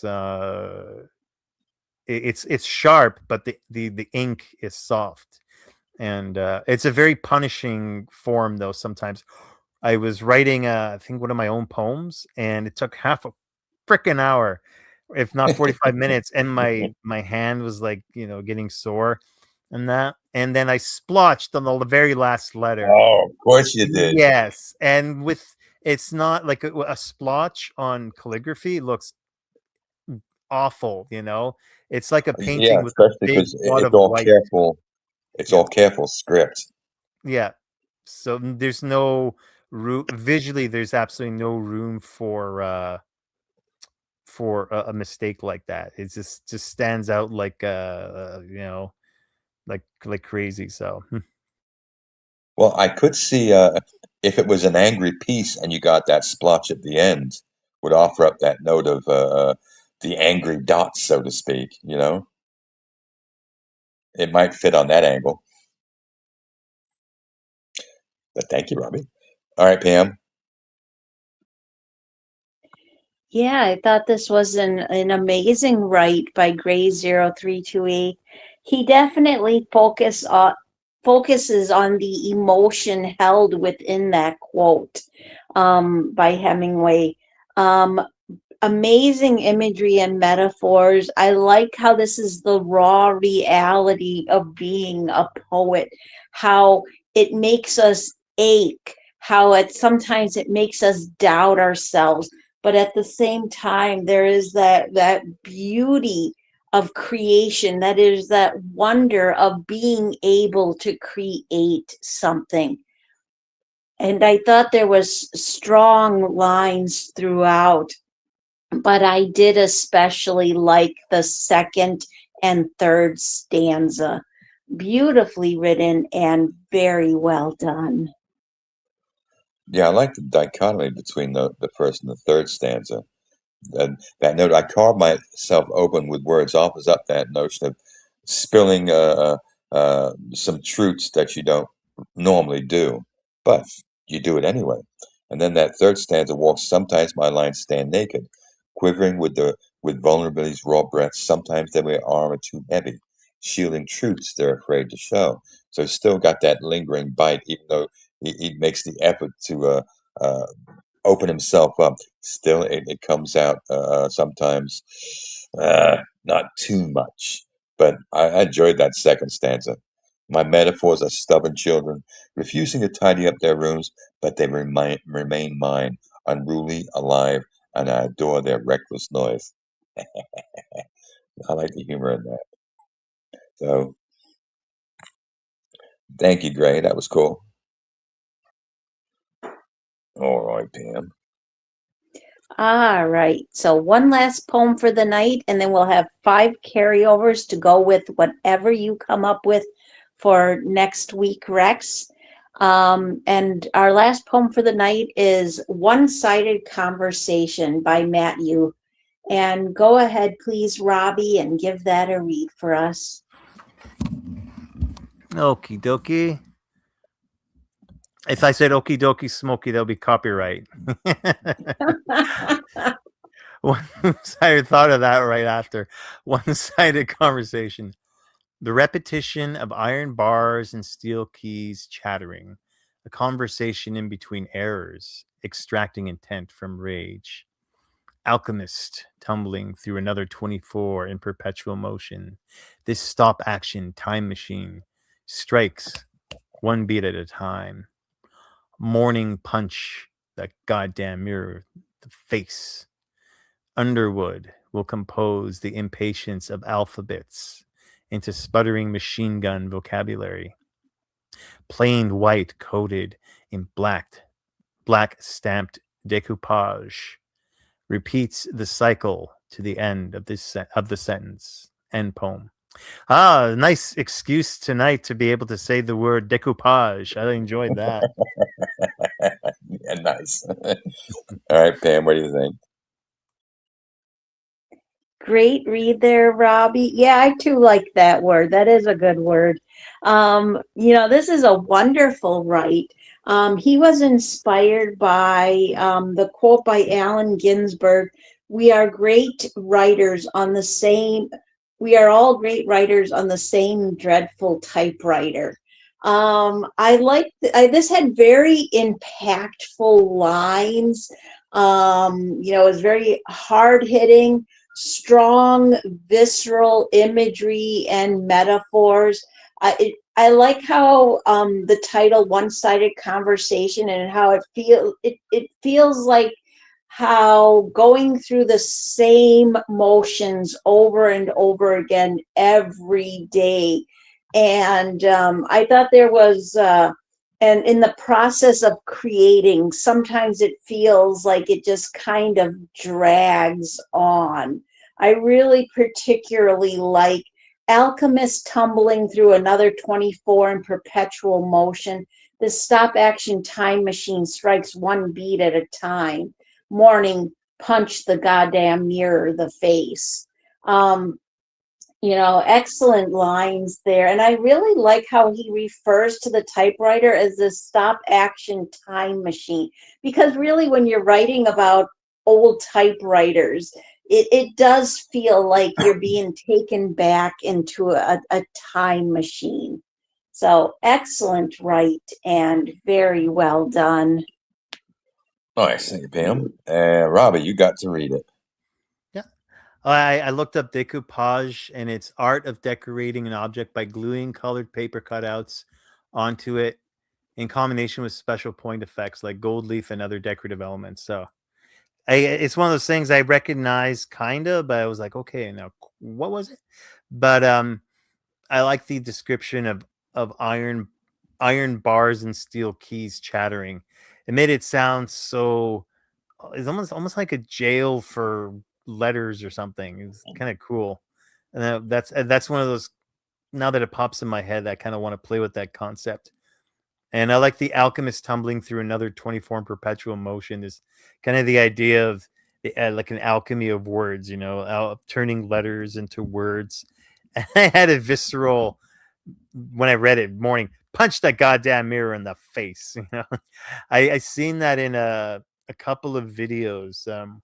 There's the Spider-Man movie where Harry sees his father in the mirror as kind of like in his evil facade when he was the Green Goblin, and he smashes the mirror when his father, the ghost basically or the mirror image of his father is yelling at him. You're no good, son. That's such a powerful sequence. Oh yes, Underwood will compose the impatience of alpha bits. Oh, I love that.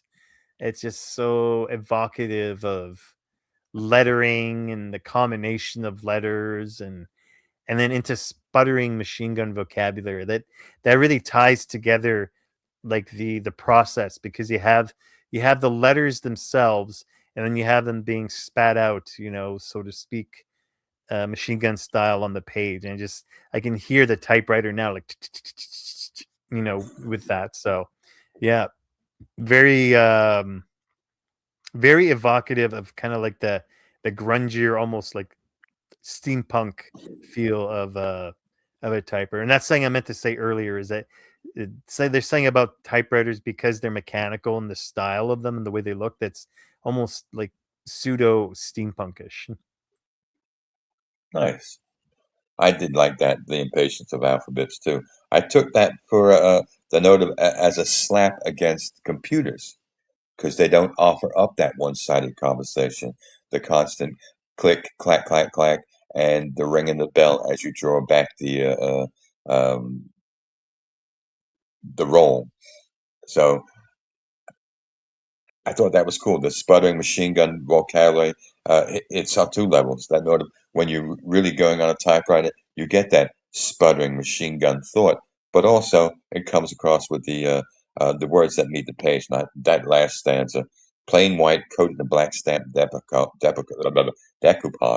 repeats the cycle to the end of the sentence. I like that note because the decoupage here, even though it's meant for something else, the metaphor in this kind of walks that note of the singularity of black lettering upon a stark white page, and it all makes sense, despite what one may think. So nicely done, Matt, and thank you. And great show tonight, Rex.